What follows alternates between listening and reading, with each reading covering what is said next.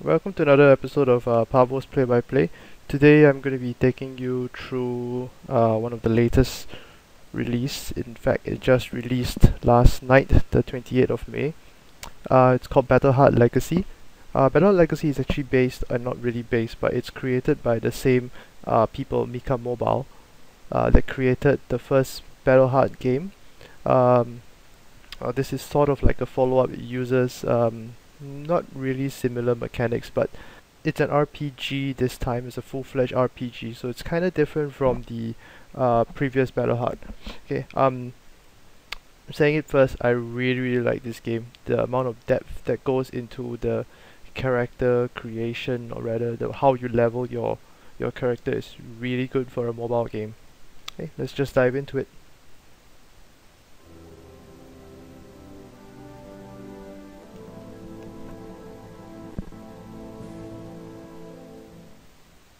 Okay, I'm going to be playing my 2-hour-old character just to get a hang of how the gameplay works and what actually goes into this game. It's level 8, very low level. Okay, so the game world is a very small little map. You tap to move your character, which is a small little red dot around on the overhead map. Okay, whenever you enter a specific area, you'll see that on the top right, sort of like a menu will pop down to tell you where you can go within those areas. Some areas have a level, which means that it's a combat area. Some don't, like this, so it's a little city state or your town rest area. Some of the areas are blinking, so those are areas where I have quests. I'll just show you a bit about my character. Each character actually has about 6 different stats. Strength, dexterity, intellect, skill, endurance, and charisma. Okay, it's very typical RPG, I know. Okay, so strength increases your melee damage, dexterity increases your crit and dodge chance, intellect increases your spell power. Skill is kind of strange, I don't really know what it does. Later maybe I'll tap to find out. Nope. Okay, endurance increases your hit points, and charisma increases your decreases the amount of gold that it costs to buy stuff in stores in town. Okay, and at the top you see your gear, and then your active skills and your passive skills. Very typical RPG. Now what makes this game unique is how you can customize your character. Okay, as you can see just by looking at the screen, Pavvo is a little warrior, dwarf warrior kind of character with a huge morning star and a shield. But his skills, okay, that's where the character customization comes into effect. Okay, the skills that you can equip, both passive and active, would depend on the type of training that you have to undergo. Okay, sounds a bit complicated. Let me just get into the training screen and then you'll see. Movement in this game is touch and move, similar to the different Battleheart games. You have the option of double tapping and dragging to move your character around. Okay, you can also activate the skills that you saw equipped earlier. That's at the bottom of the screen. Okay, what's unique about this is that, oops, you start off with the ability to so-called specialize in one of 5 different classes. Okay, you have your warrior, mage, ranger, rogue, and paladin class. So how you level up these classes are based on your statistics. Okay, so of course each of them are tied to a different statistic. So if I wanted to level warrior skills, you can see I would require a strength 9 and an endurance 8 to train armsmen, but I don't have to go pure warrior. Okay, if I wanted to, I could increase my dex. You get new points to put into your different attributes every level. Every level you get 2 points or 3 points, which you can then spread amongst your different attributes. And so let's say for this character, for example, I've decided to go strength and charisma. So what that means is that now I can choose to have skills from both the paladin tree, okay, as well as the knight tree. So I'm sort of like a warrior healer kind of build. But if I wanted to, I could increase my intel or dexterity and take a few rogue skills or take a few spells and wizard skills. which is what I'm trying to do right now. You see, I've increased my dexterity by one. Everybody starts off with 5 in all stats.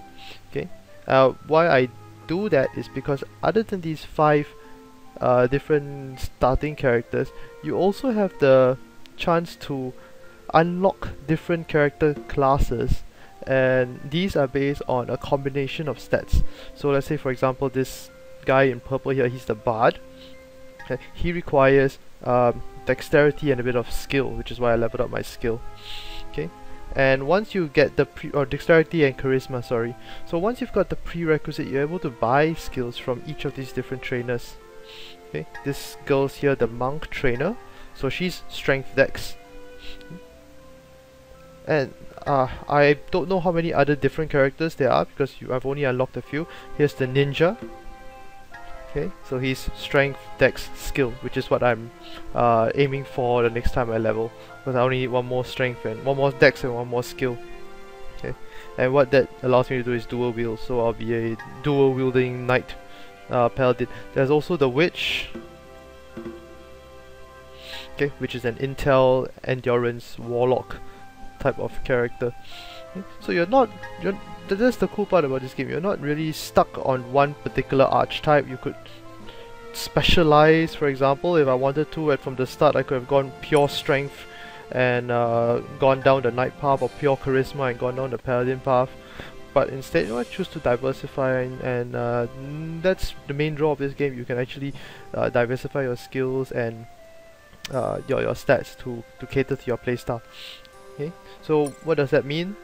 Like I said, I'm a knight paladin, so I have skills from the knight tree, the paladin tree, and a little bit of ninja and bard tree. So you see, you can choose to mix and match your skills. For the bard, I chose charm as a way of crowd control. For ninja, it's shuriken, because that's the step before dual wield. Okay. Similarly with passive skills, you could have passive skills from each of the different trainers.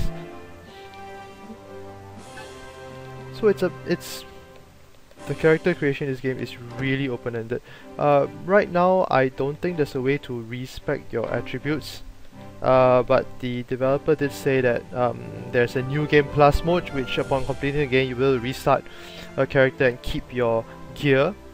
Okay, gear in this game, although I haven't found any rare or unique gear yet, I read on the forums that these type of rare gear, rare loot actually do drop in the world, so that's something else to look forward to. Right, and some of your gear also require a specific attribute in order to equip. So attribute actually does play a big part in this game. Alright, so that's the so-called the meta game, the game behind the actual fighting, how you level your character. Now let's go and I'll just show you a very quick combat scene. You travel around the world, you have the chance to encounter random monsters or random encounters, and that might trigger new...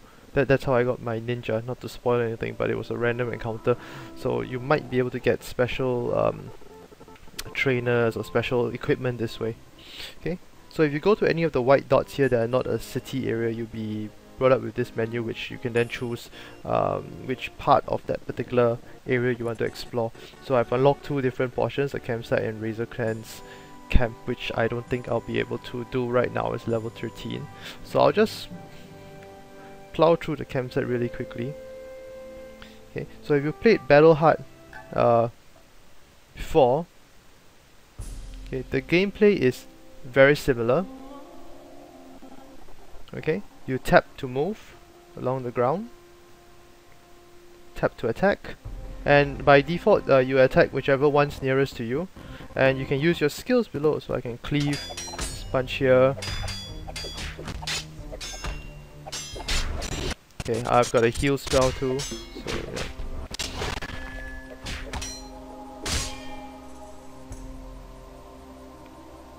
Yep, and I can charm him and throw a couple of shuriken.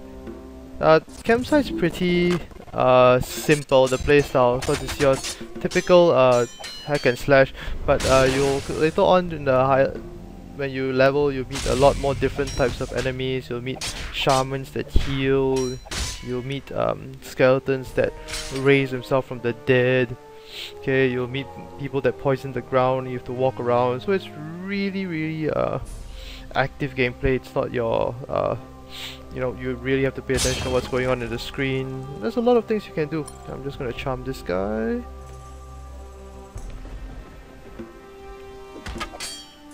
Okay, you also start each map with 5 potions. That's what you see at the last skill bar.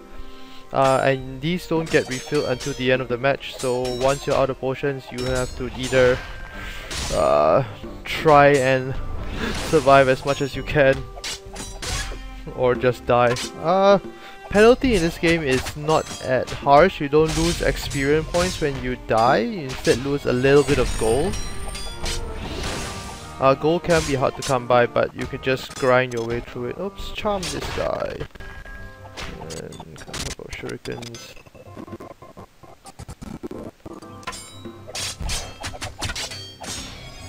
Oh, I've leveled up.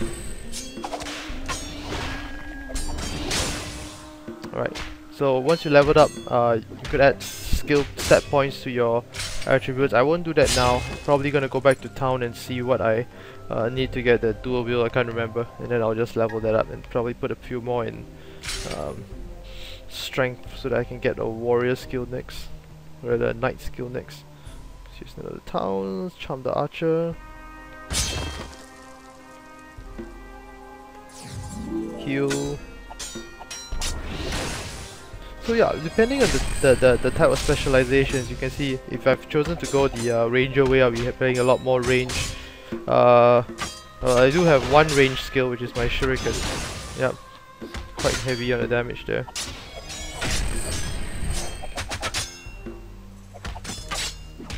Okay, just heal a bit. Charm this dude. Potion. Oh, what am I beating the one I've charmed?